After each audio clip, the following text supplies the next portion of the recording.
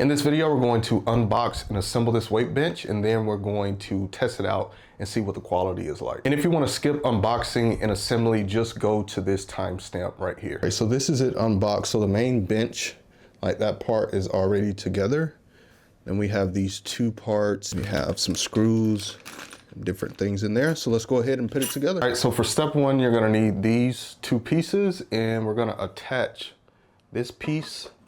And there you'll see the two holes on each side. The screw you're gonna use is the M845 and your nut right here and a washer. For this next step, you see I have my main frame. The piece we just put together, you'll see the 4 holes, and it's 4 holes at the bottom and the front.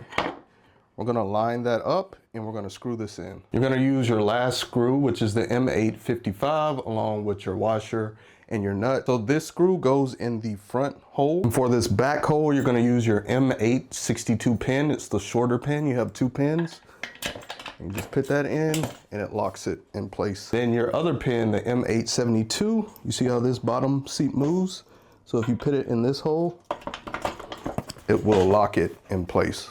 So this is it fully assembled. Very easy to put together, it looks nice.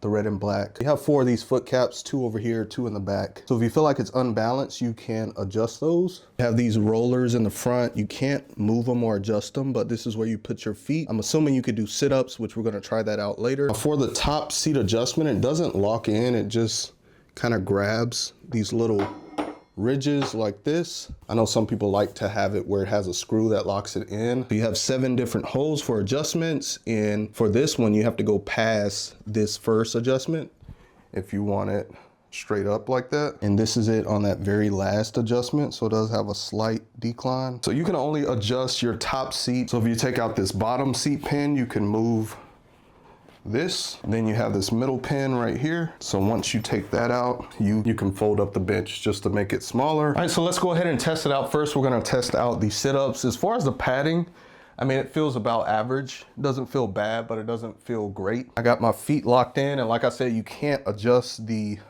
foot roller, so just something to keep them.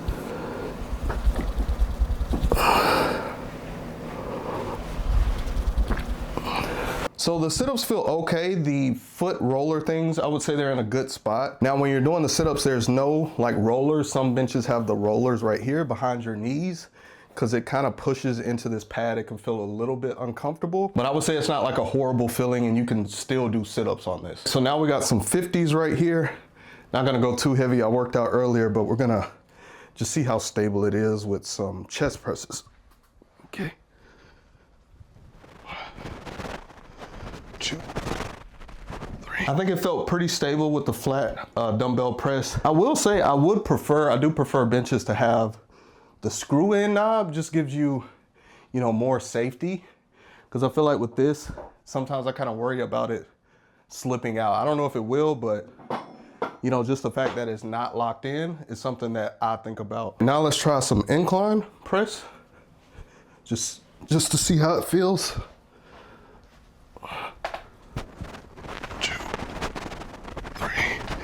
All right, let's try some dumbbell rows now. So it's gonna be more weight pulling on this right side. And for reference, I'm about 5'9", about 208. All right, so let's see.